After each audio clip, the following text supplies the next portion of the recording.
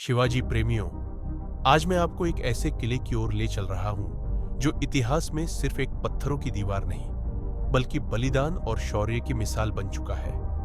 एक किला जो तो जीत लिया गया, लेकिन उसकी कीमत इतनी भारी थी कि खुद छत्रपति शिवाजी महाराज की आंखें नम हो गईं। हाँ, किला आया, लेकिन शेर चला गया। आज हम बात कर रहे हैं उस वीर गाथा की, जिसे हर मराठी दिल जानता है, लेकिन हर भारतीय को जाननी चाहिए।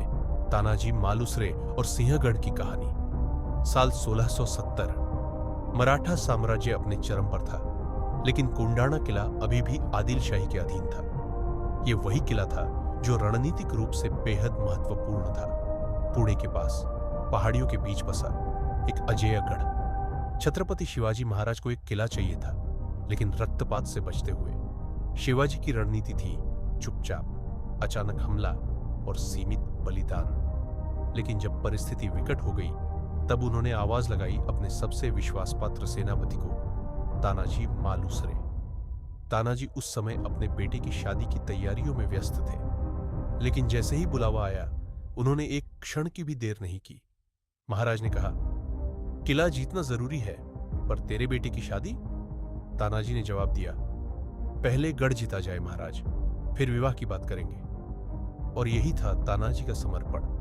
कर्तव्य पहले, व्यक्तिगत सुख बाद में। रात के अंधेरे में तानाजी ने अपने मावलों के साथ दुर्गम कोंडाणा की चट्टानों पर चढ़ाई की।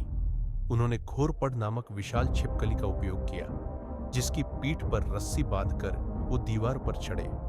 बिना आवाज किए, बिना दुश्मन को खबर लगे, ये मिशन शुरू हुआ। लेकिन किला जीतना आसान नहीं था। किले की रक्षा कर रहा था उदयभान, एक क्रूर, शक्तिशाली और प्रशिक्षित सेनापति। उसके पास राजपूत सैनिकों की मजबूत फौज थी। फिर शुरू हुई ऐतिहासिक जंग। तानाजी और उदयभान आमने सामने। शब्द नहीं, सिर्फ तलवारें बोल रही थीं। घंटों तक चला घमासान। तलवारों की टंकार, खून की धार और बहादुरी की पराकाष्ठा। आखिरकार तानाजी लड़ते लड़ते वीरगति को प्राप्त हुए। लेकिन उन्होंने जो जोश जगाया था, उसने उनके मावलों में आग भर दी। तानाजी के जाने के बाद भी मावलों ने युद्ध नहीं रोका। अंततः कोंडाणा किला मराठों के हाथ में आया।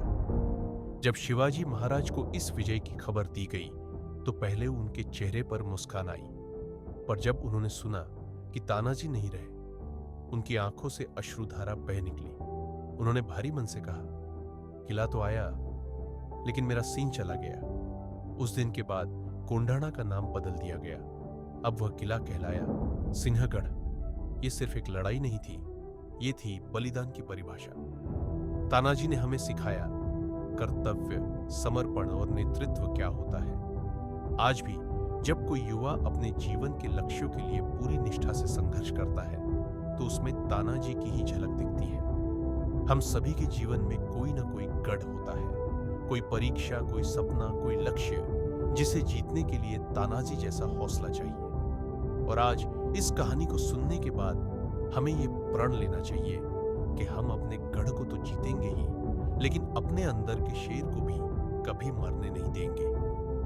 अगर इस पोवाड़े ने आपके दिल में कुछ जगा दिया हो, तो इस वीडियो को लाइक करें, अपने दोस्तों के साथ शेयर करें, और ऐसी ही प्रेरणादायक कहानियों के लिए चैनल को सब्सक्राइब करें। जय शिवाजी, जय महाराष्ट्र, जय हिंद।